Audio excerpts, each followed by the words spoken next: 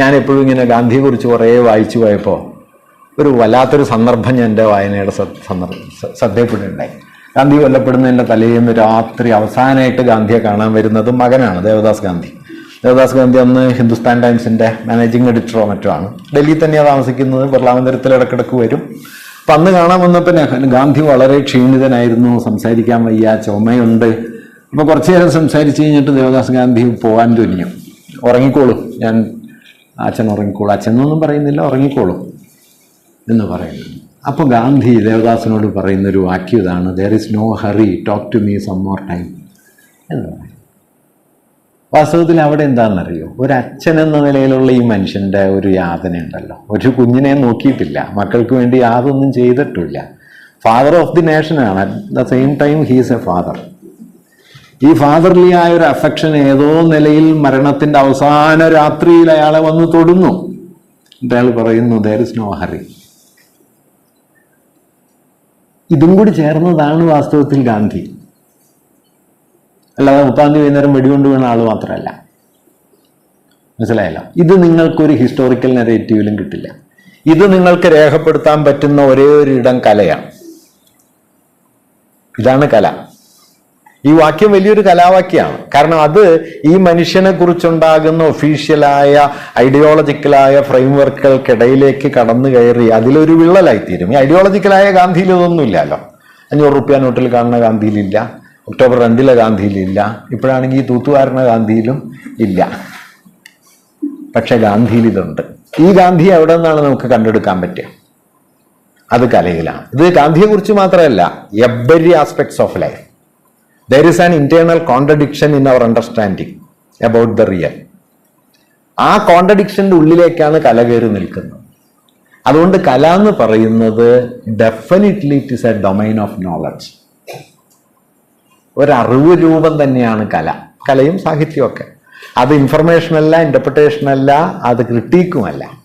മറിച്ച് ഈ ഇൻഫർമേഷനിലും ഇൻ്റർപ്രിട്ടേഷനിലും ക്രിട്ടീക്കിലും ആബ്സെൻ്റായി നിൽക്കുന്ന യാഥാർത്ഥ്യത്തിൻ്റെ ഇരുട്ടാണ് കലയുടെ തെളിച്ചം.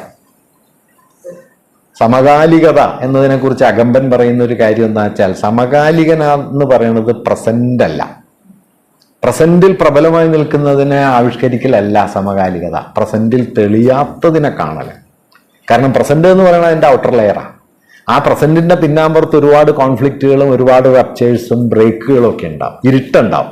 ആ ഇരുട്ട് കൂടി കണ്ടാലാണ്, അതിനെ പ്രകാശിപ്പിച്ചാലാണ് നിങ്ങൾ സമകാലികരാവുക.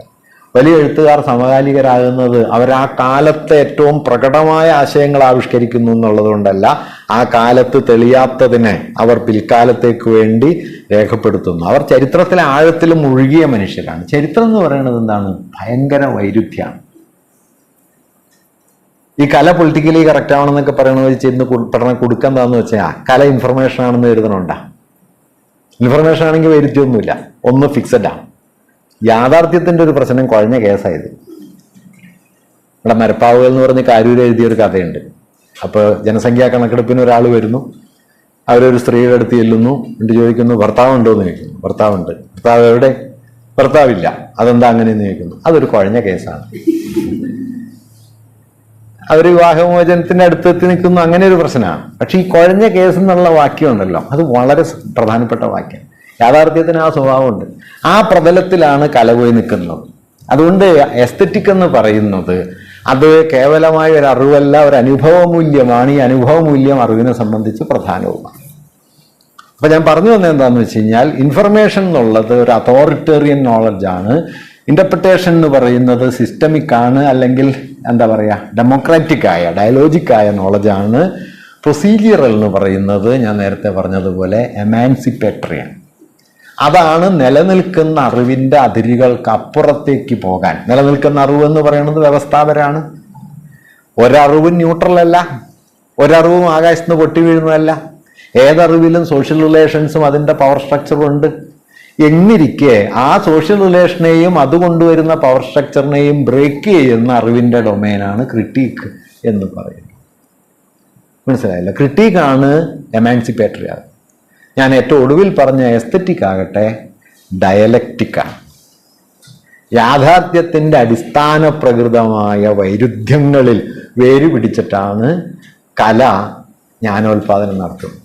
അതുകൊണ്ടാണ് നമ്മുടെ കാലത്തെ ഏറ്റവും വലിയ സാഹിത്യ ചിന്തകൻ കൂടിയായ റാൻസിയെ ലിറ്റററിനെസ് എന്നതിനെ വിശേഷിപ്പിച്ചത് ദ ലിവിങ് കോൺട്രഡിക്ഷൻ എന്നാണ്. ജീവിക്കുന്ന വൈരുദ്ധ്യാത്മകതയാണ് സാഹിത്യത. ആ വൈരുദ്ധ്യം ചരിത്രത്തിലുള്ളതാണ്, അതിനെ അനുഭവമൂല്യമാക്കുന്നു. അതുകൊണ്ട് ഒരു ഡയലക്റ്റിക്കലായ നോളജാണ് വാസ്തവത്തിൽ കല ചെയ്യുന്നത്.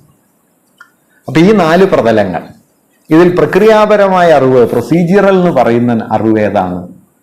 അത് ഞാൻ ഈ ഒടുവിൽ പറഞ്ഞ ക്രിട്ടീക്കിന്റെ പ്രതലാണ്. അവിടെ എന്താ സംഭവിക്കുന്നത്? അതുകൂടി പറഞ്ഞ് നമുക്ക് അവസാനിപ്പിക്കാം. നമ്മുടെ വിഷയത്തെക്കുറിച്ച് എന്തെങ്കിലും പറയണമല്ലോ. ഞാൻ ഈ പറഞ്ഞൊന്നും വിഷയത്തെക്കുറിച്ചെല്ലാം നിങ്ങൾക്ക് തോന്നിയിട്ടുണ്ടെങ്കിൽ ക്ഷമിക്കണം കേട്ടോ. വാസ്തവത്തിൽ ഇതിലെല്ലാം വിഷയമുണ്ട്. പ്രൊസീജിയറൽ നോളജ് എന്ന് പറഞ്ഞാൽ എന്താ? ഇപ്പൊ മറ്റേ ഇൻഫർമേഷൻ, ഇന്റർപ്രിട്ടേഷൻ, ക്രിട്ടീക്ക് എങ്ങനെയാ വാസ്തവത്തിൽ സാധ്യമാകുന്നത്? ഒരറിവിനെ ക്രിട്ടീക്കിന്റെ തലത്തിലേക്ക് നമുക്ക് കൊണ്ടുപോകാൻ പറ്റുന്നത് എങ്ങനെയാണ്? അതിൻ്റെ ഒരു മെത്തഡോളജിയെ സൂചിപ്പിക്കാനാണ് ഞാൻ ഈ പ്രൊസീജിയറൽ എന്ന് പറഞ്ഞത്. അതായത് ഒരു അറിവ് രൂപം നിലവിൽ വന്നത് എങ്ങനെയാണ് എന്ന് ആലോചിക്കുക. അതായത് സിസ്റ്റമിക് എന്ന് പറയുന്ന സമയത്ത് നമ്മളൊരു ഇൻഫർമേഷനെ ഒരു ഇന്റർപ്രിറ്റേറ്റീവ് ഫ്രെയിമിൽ ഫിക്സ് ചെയ്യുകയാണല്ലോ ചെയ്യണം, അല്ലെങ്കിൽ അതിനകത്ത് ലൊക്കേറ്റ് ചെയ്യാം. മറിച്ച് ക്രിട്ടിക്കിൽ നമ്മൾ ചെയ്യുന്ന അങ്ങനെയല്ല. ഒരറിവിനെ ഒരു വ്യാഖ്യാന സമീക്ഷയ്ക്കുള്ളിൽ വെച്ചിട്ട് അതിനെ വിശദീകരിക്കുകയല്ല, മറിച്ച് ഈ അറിവിന്റെ ഫോർമേറ്റീവ് കോണ്ടെക്സ്റ്റ് എന്താണ്, ഫോർമേറ്റീവായ അതിന്റെ മെക്കാനിസം എന്താണ്, അത് ഏത് പ്രതലത്തിൽ എങ്ങനെയാണ് ഉടലെടുത്തത്, ഏതേത് ബലങ്ങൾ ചേർന്നാണ് ആ ഒരു അറിവ് എമർജ് ചെയ്ത് വന്നത്. 2, അത് നിലനിൽക്കുന്നത് ഏതെല്ലാം ബലങ്ങളുടെ ഉള്ളിലാണ്. 3, അത് പ്രവർത്തിക്കുന്നത് നിലവിൽ വരിക മാത്രമല്ലല്ല, നിലവിൽ വന്ന അറിവ് ആളുകളുടെ തലയിൽ ആകാശത്തിരിക്കുകയല്ല, മറിച്ച് ഒരു സോഷ്യൽ ഫംഗ്ഷൻ ഉണ്ട്. എല്ലാ അറിവിനും സോഷ്യൽ ഫംഗ്ഷൻ ഉണ്ട്.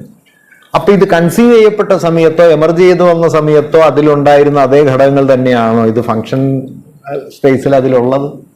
അതേ ഫലം തന്നെയാണ് ഉണ്ടാക്കിയത് എന്ന ചോദ്യം നമ്മൾ ഇതിനോട് ചോദിക്കുകയാണ്. അതായത് ഇതിന്റെ ഫോർമേറ്റീവ് കോണ്ടെക്സ്റ്റ് എന്താണ്, മെക്കാനിസം എന്താണ്, അറിവിന്റെ സിസ്റ്റമിക് ക്യാരക്ടർ എന്താണ്, ഫങ്ഷണൽ ഡൊമൈൻ ഏതാണ്? ഈ 3 പ്രതലങ്ങളെ നമ്മൾ ചേർത്ത് വെക്കണം പ്രൊസീജിയറൽ അണ്ടർസ്റ്റാൻഡിങ്. ഒരറിവ് രൂപത്തിന്റെ ഉത്ഭവസ്ഥാനം, ഉത്ഭവ സന്ദർഭം, അവിടെ പ്രവർത്തിക്കുന്ന ബലങ്ങൾ, അറിവ് എങ്ങനെ വ്യാവഹാരികമായിട്ട് നിൽക്കുന്നു എന്ന കാര്യം, 3, അത് പ്രവർത്തിച്ച് ഏത് തരത്തിലുള്ള ഫലങ്ങൾ ഉളവാക്കുന്നു എന്ന കാര്യം. ഇങ്ങനെ ഉത്ഭവ സന്ദർഭത്തെയും പ്രയോഗതലത്തെയും അതിനോട് ബന്ധപ്പെട്ട് നിൽക്കുന്ന വ്യാവഹാരികമായ അറിവിനെയും ചേർത്ത് വെച്ച് മനസ്സിലാക്കലാണ് പ്രൊസീജിയറൽ എന്ന് ഞാൻ പറയുന്നത്. അതുകൊണ്ടാണ് ഞാൻ തുടക്കത്തിൽ പറഞ്ഞത് ഡിസ്ക്രിപ്റ്റീവ് പ്രൊസീജിയർ എന്ന് പറയുന്ന പഴയ വിഭജനമല്ല ഇത്, മറിച്ച് ഈ 3 പ്രതലങ്ങൾ, ഈ 3 പ്രതലങ്ങളും വാസ്തവത്തിൽ വ്യവസ്ഥകളാണ്, എസൻഷ്യൽ അല്ല. ഒരു ഉത്ഭവ സന്ദർഭത്തിൽ പല ഘടകങ്ങൾ പ്രവർത്തിക്കുന്നു, നിലനിൽക്കുന്ന സമയത്തും പല ഘടകങ്ങൾ കൂടിച്ചേർന്ന് നിൽക്കുന്നു, പ്രവർത്തിക്കുന്ന സമയത്തും പല ഘടകങ്ങൾ കൂടിച്ചേരുന്നു. വ്യത്യാസം എന്താണെന്ന് വെച്ച് കഴിഞ്ഞാൽ ഉത്ഭവ സന്ദർഭത്തിലുള്ള അതേ ഘടകങ്ങളാവണമെന്നില്ല ഇതിൻ്റെ ഫങ്ഷണൽ കോണ്ടെക്സ്റ്റിലുള്ളത്. നമ്മുടെ നോളജ് സിസ്റ്റത്തിൻ്റെ ഒരു പ്രശ്നം അല്ലെങ്കിൽ സ്വഭാവം എന്താണെന്ന് വെച്ചാൽ ഈ ഉത്ഭവ സന്ദർഭത്തെയും പ്രയുക്ത സ്ഥാനങ്ങളെയും ഒഴിച്ചു നിർത്തി ഒരു അബ്സ്ട്രാക്റ്റ് സിസ്റ്റം എന്ന നിലയിലാണ് നമ്മൾ അറിവിനെ മനസ്സിലാക്കുക. അപ്പൊ അബ്സ്ട്രാക്റ്റ് സിസ്റ്റം എന്ന നിലയിൽ വരുമ്പോൾ എന്ത് പറ്റും? ആ സിസ്റ്റത്തെ കോൺസ്റ്റിറ്റ്യൂട്ട് ചെയ്യുന്ന കമ്പോണൻസിനെയാണ് നമ്മൾ കാണുക. ആ ഘടകങ്ങളിൽ ഇല്ലാത്തതും പ്രയോഗസ്ഥാനത്ത് മാത്രം വന്നതുമായ ഘടകങ്ങളെ നമ്മൾ കാണില്ല.